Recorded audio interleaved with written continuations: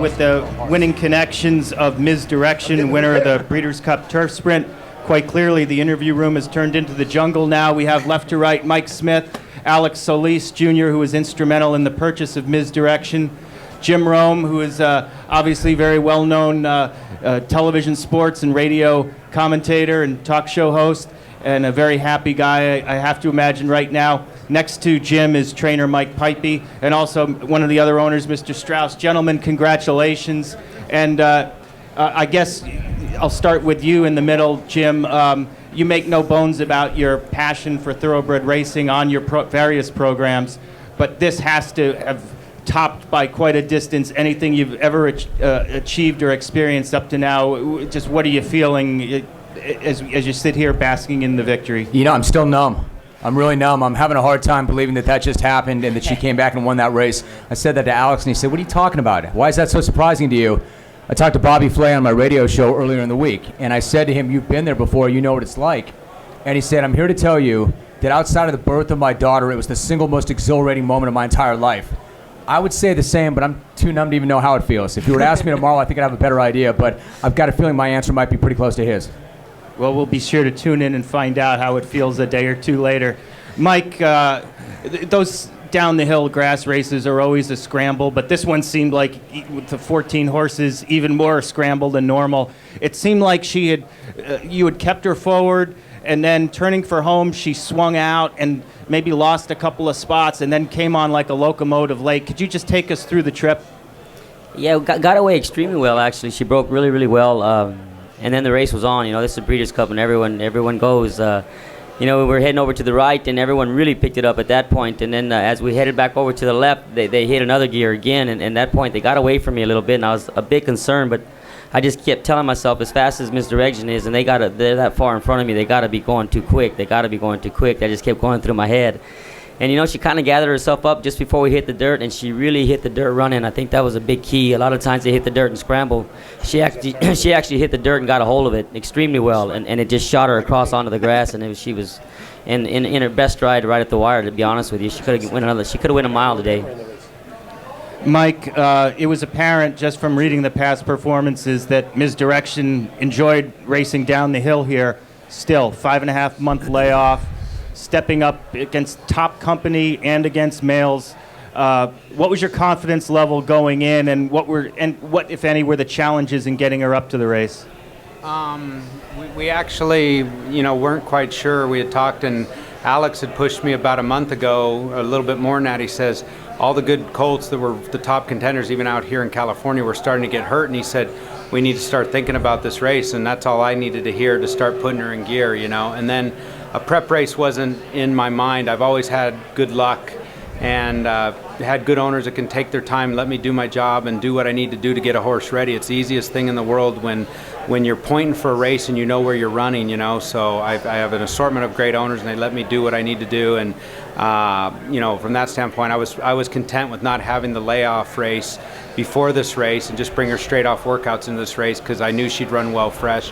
She's 2 for 2 on the course. When I saw the sheet numbers today, I looked at the race and I realized she's the fastest horse on paper, like it or not. She's ran 4s on the sheets 3 times in a row, and she was just faster. It's just a question of if she get a trip, and she was fortunate enough to not get stopped, and Mike rode her great, And Alex Solis Jr., tell us, if you would, kind of the odyssey of Ms. Direction from the time you first laid eyes on her.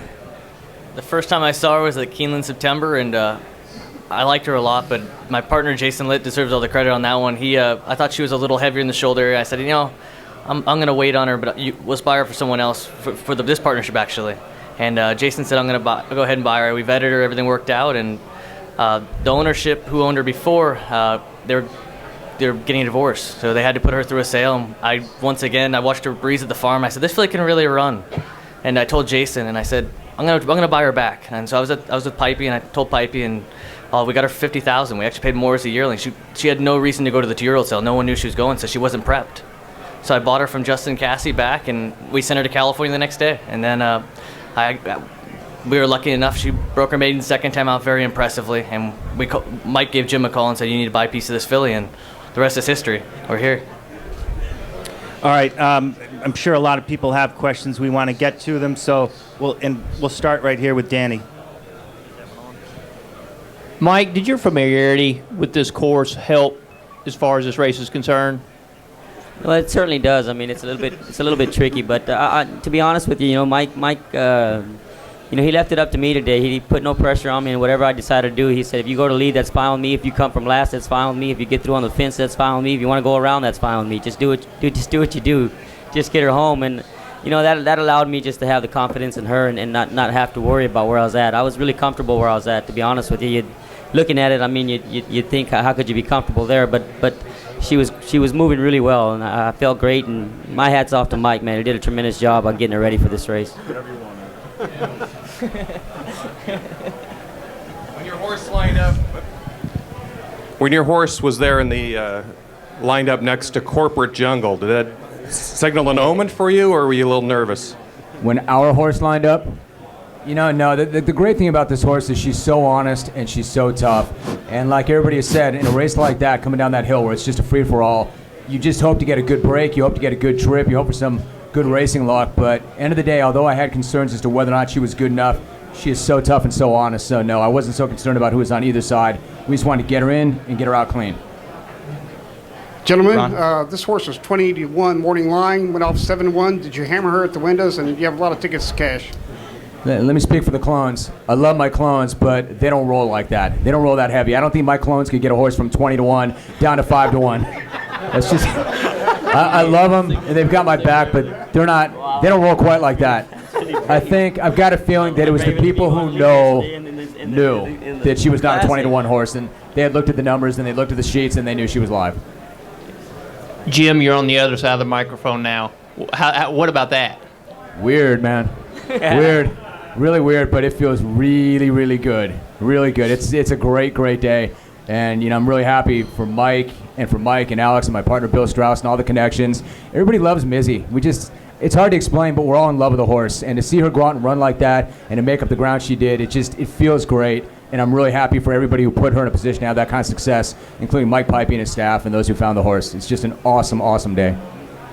And Bill, as a celebrity, Jim obviously gets the preponderance of the questions as far as the I owners. hadn't noticed. But how does I it? thought I was just a pretty face up here. How does it feel to have a horse like Ms. Direction, see her perform like that? It's really an amazing feeling. And it's just an amazing feeling. Like, my voice is gone. I was tired. I was sweating. I felt like I rode the horse and ran the race myself.